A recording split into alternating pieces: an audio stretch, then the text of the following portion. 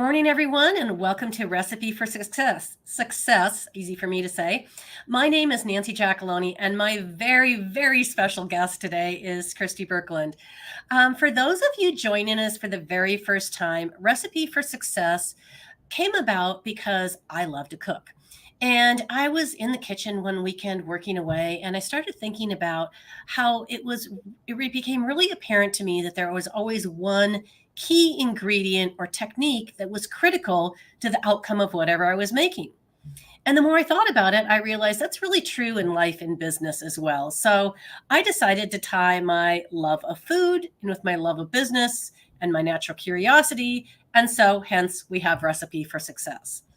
And I think it's very appropriate for my guest today because she was always critical to helping a lot of people succeed in the benefits industry, which is where I first met her. So without further ado, I am going to allow Kristi to introduce herself and give you a little bit of her background and where she's at now. Hi, Nancy. So nice to be seeing you again. Yes, I'm Kristi Birkeland, and I'm currently the President CEO of United Way of Whatcom County. But my career has spanned all kinds of different positions in different industries, including the insurance industry. I started out as a business development admin at a local insurance company, which I have to say is the first place I learned about United Way. So I've kind of come full circle at this point, and I have the insurance industry to thank for that introduction. Well, that is very fun. Well, of course, you and I met during your time with Q4I, which, again, for anyone outside of the industry, was an organization that was really dedicated to helping insurance agencies, benefit agencies grow their brand and to develop a sales process and really do the best possible work.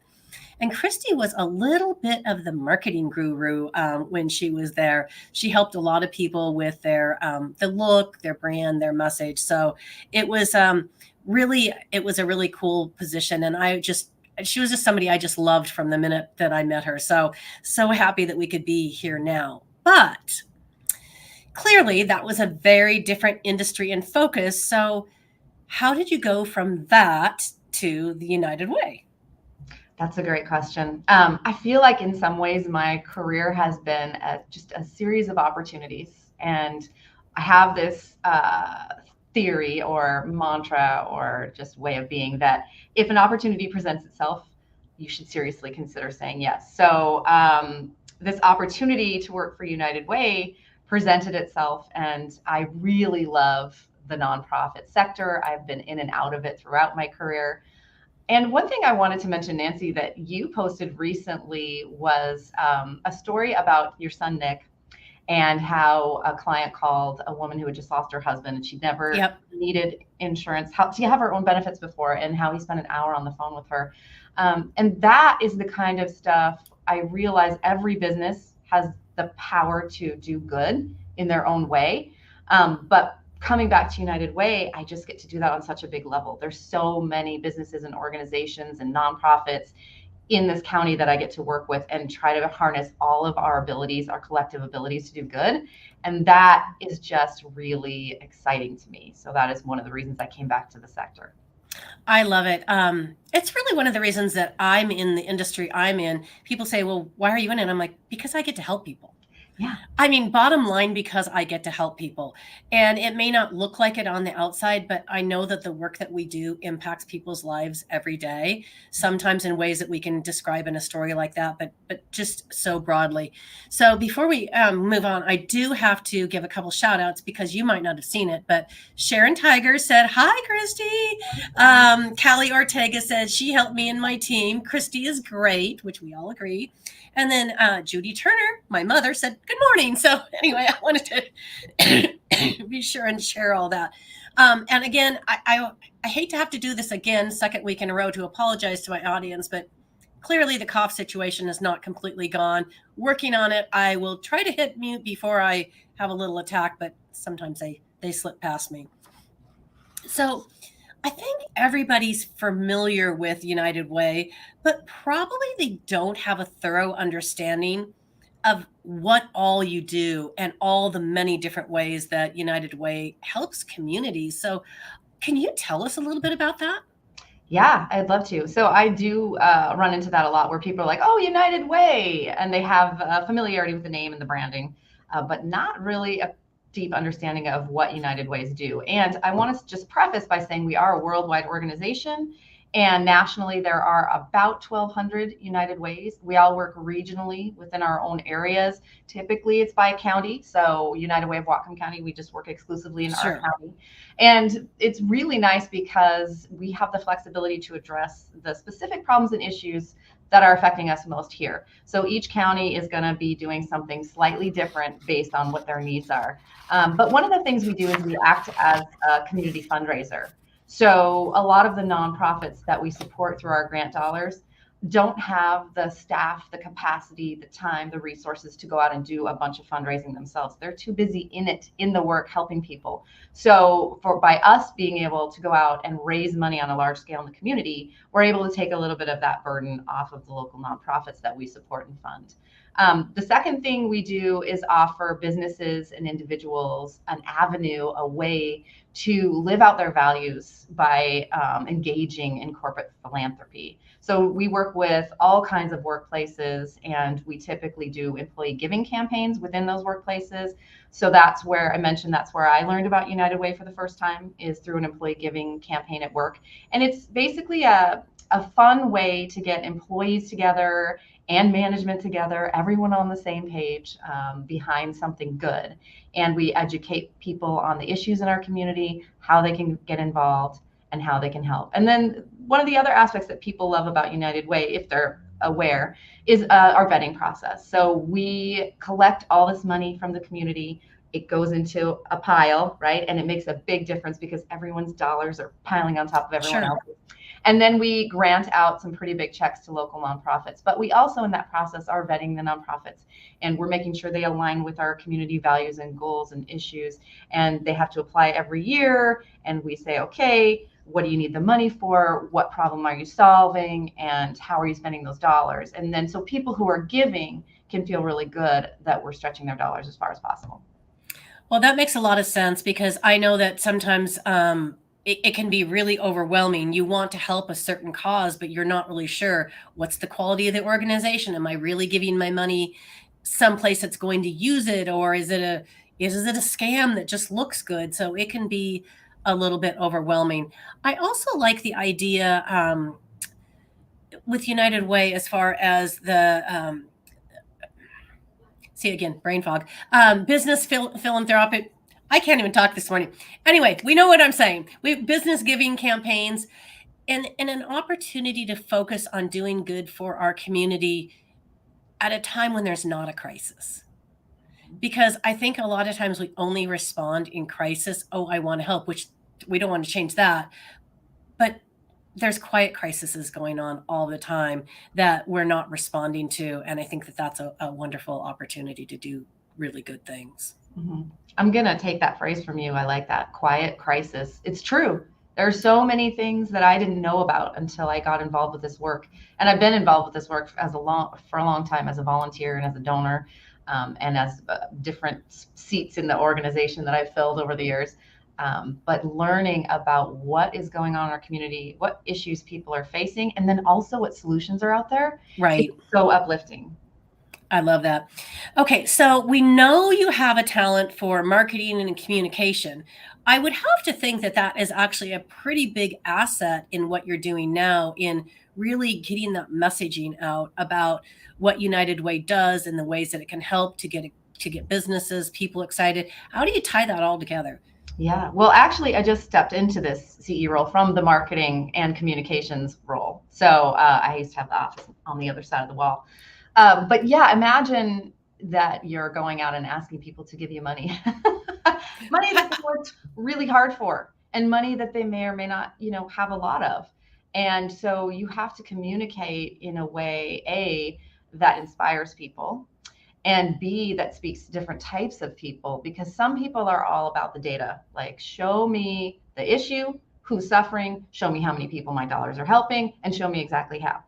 And so you have to be able to communicate that kind of information. And then there are other people who I fall in this category who are emotionally driven, like, tell me the stories, show me the faces, take me to these agencies and show me what they're doing and how they're helping people every day. So the communication piece is huge. And it's interesting because United Ways are so different regionally and what we focus on. And then also just the nuances of, we're not a simple nonprofit program where we can't just go out and say, hey, we're the food bank, we feed people, and people are like, I got it, here's your check. We're more like, hey, you want to make a big difference in a lot of different ways, where your dollar fans out among this whole network of nonprofits supporting our community in a holistic manner. It's nuanced. So the communication skills definitely come in handy. I love that. Okay, so let's say that you get an employer that says, okay, that sounds great. I want to do a United Way giving campaign at my business.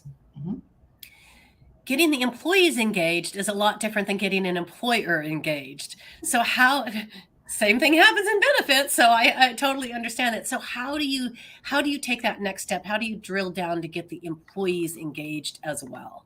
Well, we are so lucky. We have internal advocates who are our employee campaign coordinators on the inside. So they're volunteers or voluntold, depending. Yeah.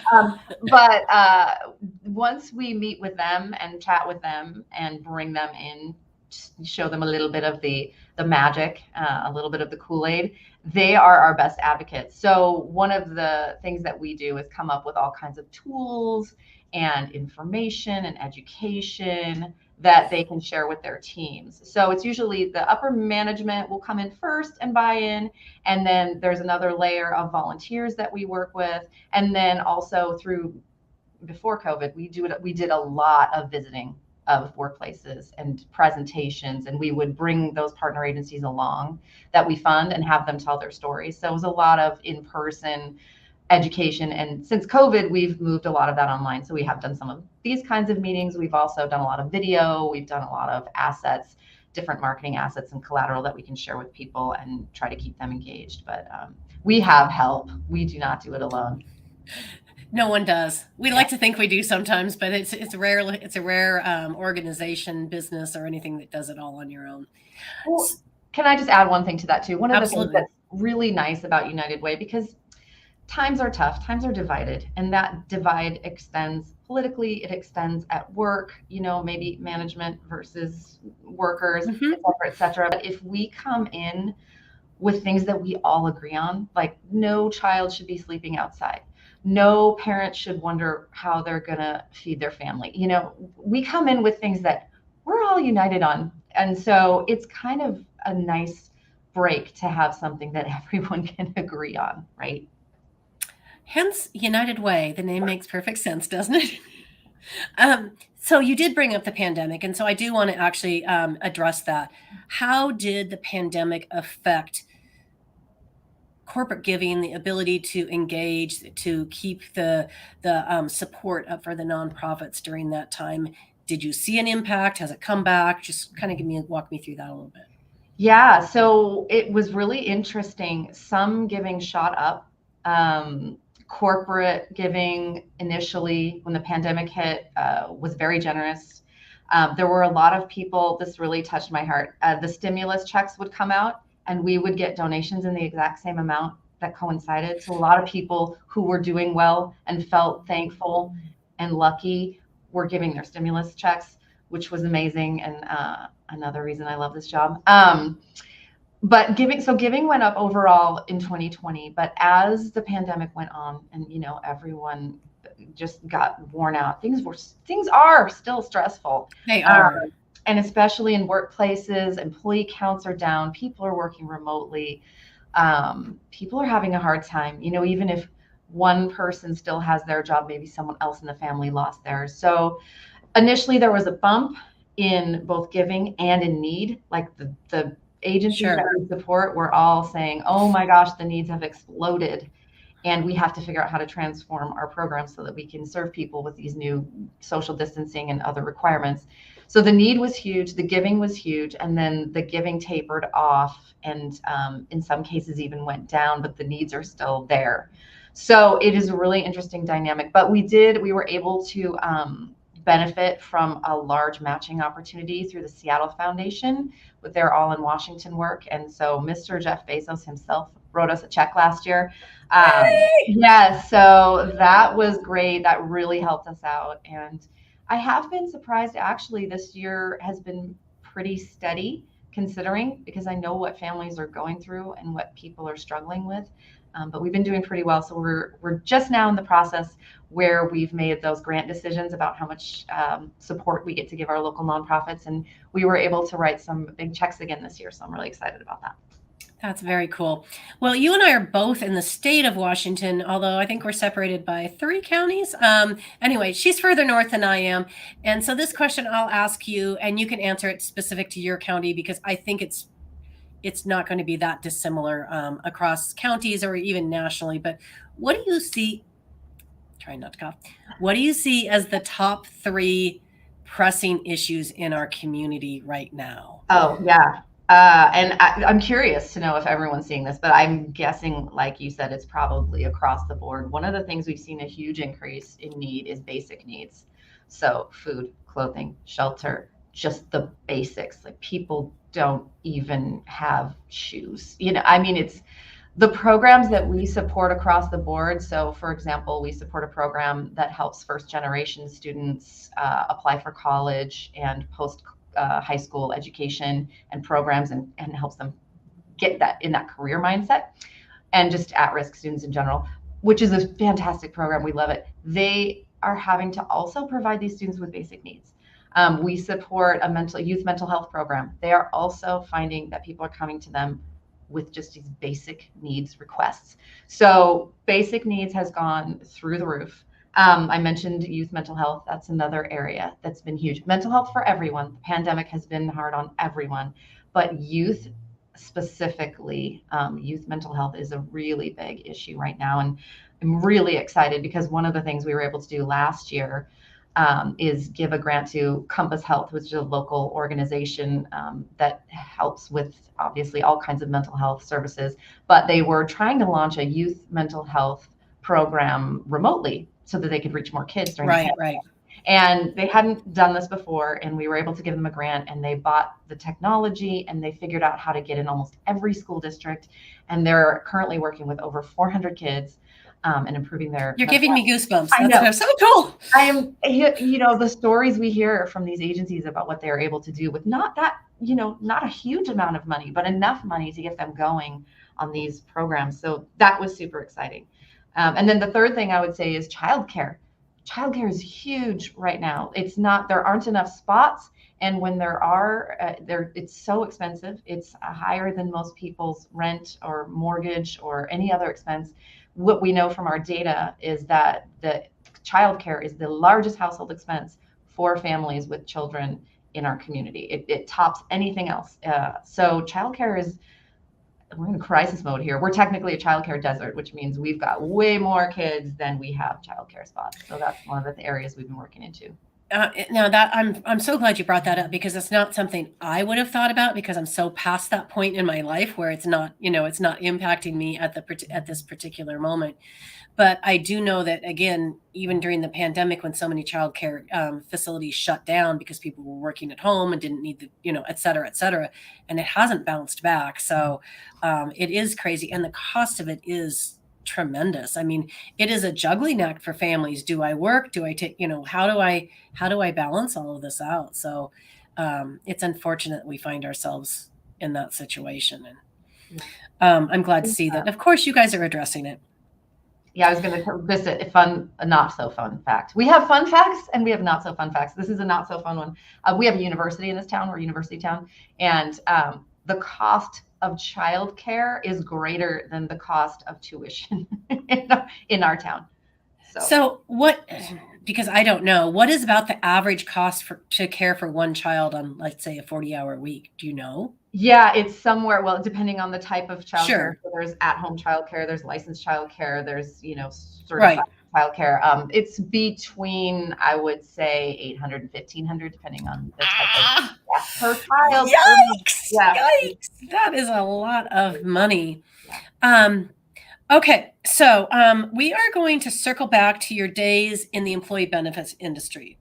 So, is there anything you've taken from that time into what you're doing now? Oh yeah, so many things. Well, I just want to say I met so many wonderful people like you, Nancy, who really care about their work. But one of the things that was really clear to me in my role there was that employees really want to work for employers that care about them as people first and employees second. And they also want their employers to care about the things that they care about. So community issues, larger issues.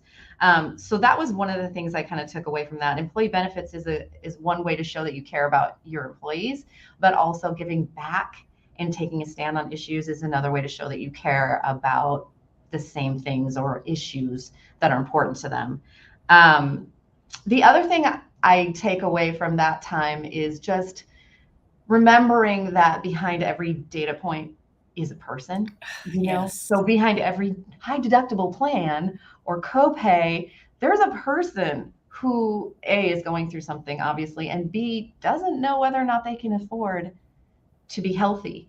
And it's the same thing in our work. We have a lot of data about who is struggling financially in our community, and we talk about it a lot, but you have to just always remember those data, those numbers, those are people. Those are people who are really struggling. And so that's something that I try to remember every day. And it goes back again to that phone call to your office. Nick's helping a client Yeah. who is really in a tough spot. So Yeah. It's such a good reminder. Goes back to why. So I am working with with three other fabulous female advisors, and a lot of the things that you're saying are foundational to what we're trying to do, and we're trying to create our own health plan ecosystem, however you want to call it, that addresses a lot of these things, because it really is about really why are you doing what you're doing. You're not doing, you might think you're doing it for money or glory or any of those other things, but that's not only going to take you so far. There is definitely a real reason that you're in whatever role industry that you're in. And so I'm going to take this back again then to Callie had made this comment earlier, and it aligned. She happens to be one of the people I'm working with, by the way. It aligns with a question I'd asked you, and you were like, well, what do you mean by that? And so she said, do you work with advisors to help employers donate money from health plan savings? The question I asked you was, as we continue to try and build health plans that create community dividends, which is a foundational term from Health Rosetta, which is another organization that I participate in, how can we as consultants, benefit advisors, better engage employers and employees with nonprofits to achieve those philanthropic initiatives? And to go back even a little bit further, what we're saying is we're trying to bring the cost and the cost of healthcare down and improve the access. So if we're creating savings, how can we reinvest that into our community in a meaningful way that makes our community members healthier, happier, and more productive? And again, it's all a living ecosystem, and every part affects one another. So I realize the question turned into a giant little soapbox rant. So you can. I love that. This was a relatively new concept to me. So the answer is no, we are not currently doing that, but I love the whole idea behind it. And now it's going to be something on my list of things to think about. Yeah, how that would work. And Callie, if you're working with anyone in particular on those types of things. She is. She's doing some great things with youth mental health in the Chicago area. And I loved that you brought that up, because that's something we see a lot. And it's very important to our industry, but my core group that are working on how do we address some of these issues. That's one of the things at our forefront, not only youth mental health, which, I mean, how can we just not talk about that forever? I mean, with school shootings, with parade shootings, with family instability, with economic instability, I can't imagine how difficult it must be to be a young person right now. Oh, the youth suicide rates are just tragic. There's really no other word. And it's just, there's no stability for them. Right. There's no safe space for them right now. And we always say, oh, well, things were not that much different, 20 years ago. Yes, they were. They were quite a bit different. And I feel for the current youth of our society, and how can we make things better for them? Because that is going to carry with them for the rest of their lives, and it's going to affect every decision they make. It's going to impact the people that they interact with. We have to do better as a society, and we have got to figure this out. And just as a little bright spot, there are programs out there, not just mental health specific programs, but programs for youth that give them self-esteem and a safe place to go, and give them hope and career mindsets and resume skills. And they're out there, and we've seen them, and we've also supported them. So, but yes, there's so much more to do. I love that. And we have to start somewhere. And the fact that there's anything out there is fantastic. The problem is there's just not enough. True. And especially in communities that are different socioeconomic diversity, it can be a lot more, those resources can be a lot more scarce. Yeah. Okay, so what other things about United Way would you like us to know before we move on to the 5 burning questions? I would just say, if you're looking for a way to make a difference on a lot of different levels, United Way is a great way to go. And if your workplace does do a United Way campaign, and you've just sort of, I don't know, kept it under the wire, pay attention. It's good information. It's great stuff. You'll learn a lot about your community. If you're inspired to give, fantastic. We do not do arm twisting. But really, we just are out to educate the community about issues and solutions, and then offer them a way to be part of those solutions. And so our whole motto is live united, and it feels good when you do. I love that. Okay, so I'm going to ask you, I told you we're going to move into the 5 burning questions, but I lied. So I have a question for you, actually, with your marketing hat. So now you can put your marketing hat back on. So if anyone out there is trying to promote a cause, a nonprofit, a business, whatever it is, what is the best thing they can do to consistently build a message and a brand and create awareness? Yeah, you said it. Consistent. You have to be consistent. You have to have a consistent voice. You have to have a consistent look. I'm not to say that you can't rebrand from time to time. Of course you can. But once you do, everything has to be consistent. If you pull together your social media posts and your brochures or whatever sort of printed materials you may have, plus your ads, plus your videos, someone looking at all of that collateral needs to go, oh yeah, instantly, I know where that's from. That's all from the same place. And consistency also with getting that message out. So it's great, you can create all of this stuff, but if you're not constantly pushing it out there, people just aren't going to be aware and aren't going to see. So consistency is the key. Yeah. I love that. And the other thing I like to tell people is just start. Because you have to start, because in the beginning, no one's going to see your stuff anyway. That's why I'm like, if people ask me about video, I'm like, oh, just do it. No one's going to watch it in the beginning anyway. And it gives you a chance to get better at it. But you have to just start, and you have to be consistent, and you have to keep going. But I love that point about making sure that your brand shows through in everything that you do. Mm-hmm. I think that's super important. Okay, so now I'm done lying, and we are on to the 5 burning questions. Excuse me. All right, everyone gets this one right off the bat. So, what is your absolute favorite food in the world, and can you cook it? I have so many favorite foods in the world, but really, I could subsist on fish tacos forever. And yes, I do make a mean Mexican meal. So what kind of fish do we use in the fish tacos? Oh, I'll use cod, I'll use salmon, I'll use whatever's in the fridge. I don't discriminate. Okay, shrimp. No fish. I'll use shrimp. Oh, I love shrimp tacos. Mm-hmm. All right. So what is the one character trait that you most admire in other people, and why? That's a really good question. I admire so many qualities in people.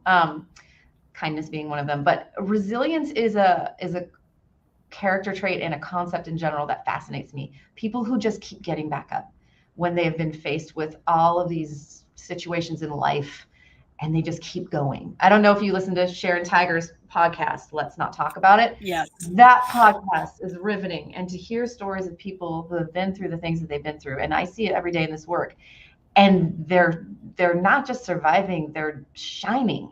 Like that to me is incredible. Those people are top on my list for admiration. I love it. Okay, so now I'm going to flip the mirror on you. What is the character trait in yourself that you are most proud of, and why? I will say I have a sense of humor. At least I think so, and I got to keep it. It's just so important to laugh, and that's my quality that I will pull out first. I love it. Well, Sharon appreciated the shout out for her podcast. So we all, Sharon does amazing work. So I'm so glad that she could be on here. Okay. All right. We already talked about, you know what? I'm going to ask you one more time anyway. What's the one thing that you would like our audience to know about United Way and why? I think we kind of covered that. For me, it's Okay. being able to say yes to giving to all of the agencies at once. But if I could bring up one thing that I just wanted people to know in general about giving and philanthropy is, and people sometimes get really hung up on overhead or administrative percentage. And I just want to say that we can let that go. There's overhead is just the cost of doing business. You would never go into Costco and be like, guys, what's your overhead? I can't buy this product until I find out exactly what your admin percentage is. It's just, it exists. And if you focus on it and try to keep it real low, you keep nonprofits from being successful at their work. You keep them from hiring staff. You keep them from retaining staff. You keep them from expanding programming. You keep them using outdated, horrible computer equipment in crappy offices. Like, overhead is important because that's what allows these services and programs to exist. So that would just be my one, totally kind of unrelated to United Way, but holding up the flag for the nonprofit industry. Like, we need money to do our work, and some of it's going to go to the cost of keeping the lights on. I actually love that you brought that up because it is very important. Even in our industry, there's a big push for transparency. How much do I make? How much do I charge? And I'm like, well, I've always told people how much I charge because I have to charge this much if I want to give you the services that you want. If you just want a policy, you probably need to go buy that from somebody else. Mm-hmm. But this is part of the package of services that allows you to say, oh, we're so proud of the benefit package that we offer because it includes all these extras. So I think that was a really important point, and thank you so much for bringing it up. Yeah. Okay, so what is your secret talent or something people would be surprised to learn about you?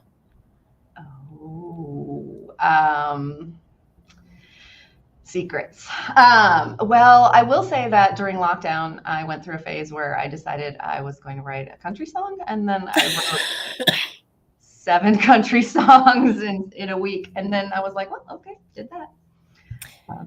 And what did you do with those country songs? I mean, they're just in a Google document and somewhere in my head. That nothing. I'm not planning on performing them, but they're there. You're there. Well, that's awesome. I love that. That is something I'm definitely surprised to learn about you. Okay, last question. So who's the one person, famous or otherwise, that you would most like to meet in real life, sit down, have a cup of coffee, a glass of wine, etc., and, discuss life with? There are a lot of those people, but I will be honest, I have multiple recurring dreams about meeting Tina Fey. And so I'm going to go with Tina. In the dreams, it never goes well. There's always some way that I screw it up. I don't actually connect with her, or I do something stupid. So I would like to meet Tina in real life. Tina, if you're out there. I love that. I just think you and Tina would have a blast. Plus, Sharon has now volunteered to sing your songs. Sharon, we're doing it. She's got an amazing voice, so we have got to make this happen. Okay. Country collab between Sharon and Kristi. So thank you so much for taking time out of your busy schedule. It took us a long time to get this on the books, and I'm so, I mean, just so honored that you made the time for me and for our audience this morning. It's always a pleasure, and I know I'm personally excited to think about more ways that we can leverage some of the nonprofits, such as United Way, in conjunction with some of the things that we're trying to do in the benefits industry as well. So I think I think it was a great use of our time. So thank you again, Kristi. Oh, thank you, Nancy. It was so fun to see you and have some little friendship blasts from the past there. And I just really admire all the work that you do online. You're prolific and hilarious, and I try to keep my eye on your content. You never know what's coming. One last thing. So what's the best way for anybody if they say, oh, you know what, I didn't really understand United Way before. I'd like to donate. I'd like to know more. What's the best way for people to find out? Yeah, so if you just search United Way in your county or United Way in your city, you'll come up with the United Way that works in your region. And typically there's a contact person on there or a community outreach person. Or you can just send an email to their inbox. We're always happy to talk about anything nonprofit. And even if your cause is something that we're not focused on, we probably know where to send you. So Perfect. United Ways have their finger on the pulse, so to speak. So if you just reach out to them, they'll help you out. Fantastic. Well, thanks again, Kristi. And I hope everyone has a great day, and tune in again next week. Thanks, Nancy.